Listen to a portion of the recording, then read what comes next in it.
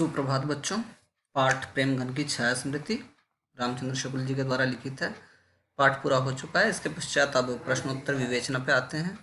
तो इसमें जो पहला प्रश्न है वो है, लेखक ने अपने पिताजी की किन किन विशेषताओं का उल्लेख किया है। जब पाठ शुरू हुआ था तब आपने ओपनिंग में इसको देखा होगा। एक बार फिर चलते हैं उधर।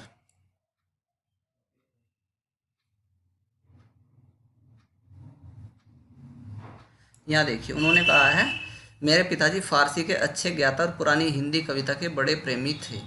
फारसी कवियों की उक्तियों को हिंदी कवियों की उक्तियों के साथ मिलाने में उन्हें बड़ा आनंद आता था। वे रात को प्रायः रामचरितमानस और रामचंद्रिका घर के सब लोगों के एकत्र करके बड़े चित्ताकर्षक ढंग से पढ़ा करते थे। तो यहाँ आप देख सकते हैं कि उनके पिताजी की जो रुचि थी वो साहित्य में थी। 2 भाषाओं के बारे में उनको बताया गया कि उनको पूरा ज्ञान था, जिसमें फारसी भाषा और पुरानी हिंदी भाषा थी। साथ ही साथ उनके व्यक्तित्व की विशेषता ये भी थी कि वो हिंदी कविता के प्रति बहुत ही अनुराग रखते थे, प्रेम रखते थे। लेकिन साथ ही साथ चूंकि फारसी उस समय मुगल पीरियड में राजभाषा रही है, तो फारसी कवियों की जो रचनाएं थी उनको भी उन्होंने पढ़ा था और एक अच्छा एक मिश्रण तैयार हो जाता था जब वो हिंदी कवियों की जो कोटेशंस थी उनके साथ में फारसी कवियों की जो कोटेशन है उनको मिक्स कर ले देते थे। तो एक जो ब्लेंड तैयार होता था, एक फाइन ब्लेंड कह सकते हो, एक सुंदर मिश्रित कविता बनती थी। उसको वो बड़े ही रोचक ढंग से लोगों को सुनाते थे। साथ ही साथ जो लिटरेचर में ग्रंथ हैं, रामचरितमानस, रामचंद्रिका, उनके घर पे इनका पाठ भी हुआ करता था। तो यहाँ आपने देखा कि लेखक तो था ही हिंदी के प्रति अनुरागी, लेकिन साथ ही साथ क्या था कि जो उनके पिताजी थे उनको भी बहुत ज़्यादा रुचि इसमें थी। अब आते हैं क्वेश्चन नंबर 2 पे। इसके बाद में नोट्स भी बताए जाएंगे आपको, नोट्स भी आप देखेंगे। क्वेश्चन नंबर 2 है, बचपन में लेखक के मन में भारतेंदु जी के संबंध में कैसी भावना जगी रहती थी।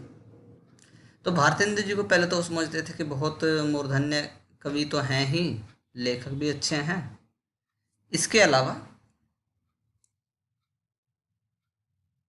भारतेंदु जी के द्वारा जो लिखित नाटक था सत्य हरिश्चंद्र, इस नाटक के मुख्य पात्र राजा हरिश्चंद्र और भारतेंदु हरिश्चंद्र जो नाटक के रचनाकार हैं, इन दोनों नामों का एक जैसा होने के कारण, उधर भी हरिश्चंद्र इधर भी हरिश्चंद्र, एक जैसा होने के कारण जो बच्चा बचपन में होता है उसको परिपक्व बुद्धि नहीं होती, बाल बुद्धि उसमें होती है।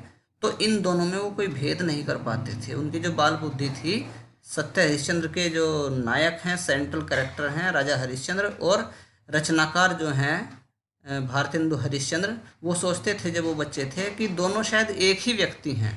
तो ये क्वेश्चन नंबर 2 आपका हो जाता है कि बचपन में उनके बारे में उन्होंने कैसा सोचा होगा। अब क्वेश्चन नंबर 3 पे आते हैं बच्चों।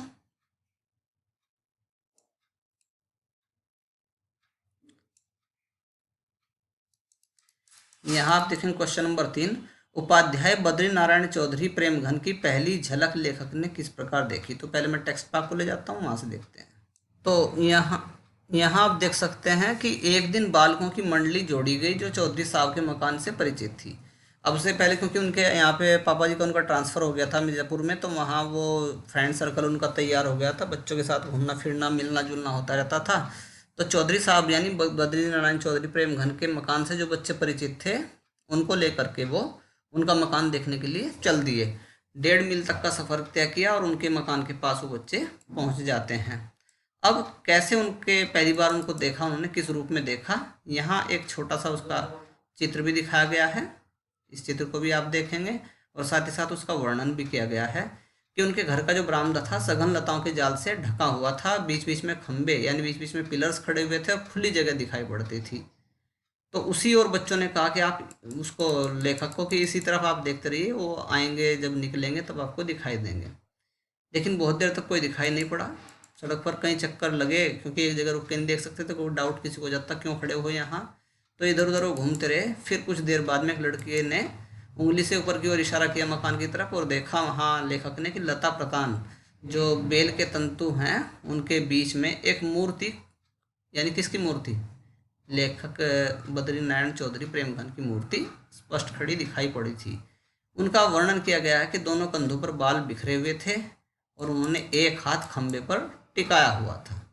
तो ये चित्र में आप उसको देख सकते हैं किस तरीके से वो हाथ टिका के वहाँ खड़े हुए हैं।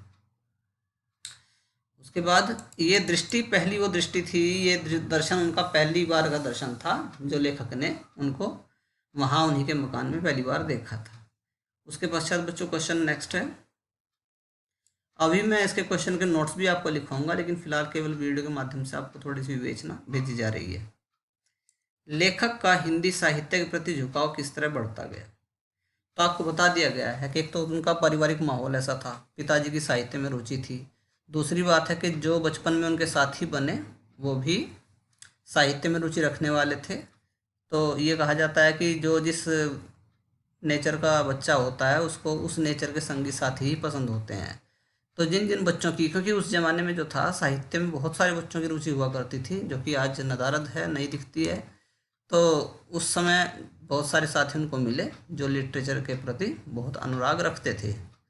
तो इस तरह से उनका झुकाव उस तरफ बढ़ता गया। दूसरी बात है कि उनके पापा से मिलने के लिए जो लोग आया करते थे वो भी साहित्य प्रेमी थे।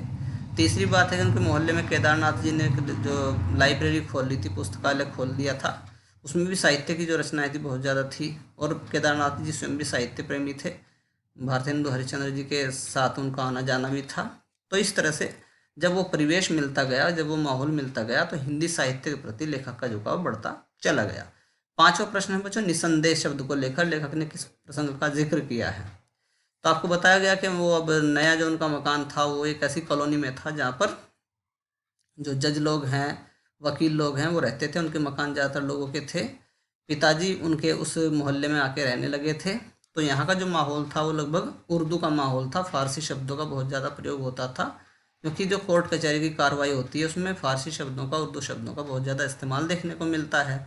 तो वहाँ जो माहौल था उर्दू का माहौल था, और वहाँ ये लड़का गया और इस लड़के के कारण जो इसके साथी आने लगे दूसरे, वो भी हिंदी पर चर्चा किया करते थे। और हिंदी के बहुत ही जो स्टैंडर्ड वर्ड, मानक शब्द माने जाते हैं, उनका प्रयोग अपनी आम बोलचाल में किया करते थे। तो उन शब्दों में एक शब्द रहता था निस्संदेह।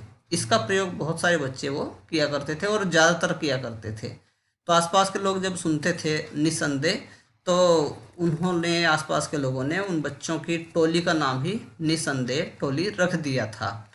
तो एक हिसाब से क्या हो गया, थोड़ी सी ये हंसने वाली भी बात हो गई, और साथ ही साथ क्या हो गया कि उस उम्र के बच्चे अक्सर इस तरह के शब्दों पे ध्यान नहीं देते, ना उन शब्दों का प्रयोग करते, लेकिन वहाँ बच्चों ने वो परिपक्वता दिखाई, बौद्धिक परिपक्वता उनके पास में थी कि वो ऐसे जटिल शब्दों का एक आम बोलचाल के रूप में प्रयोग किया करते थे। तो बच्चों इसमें टोटल क्वेश्चन 10 हैं, 10 में से मैंने 5 आपको इस वीडियो में करा दिए हैं, शेष 5 अगले वीडियो में होंगे। Thank you.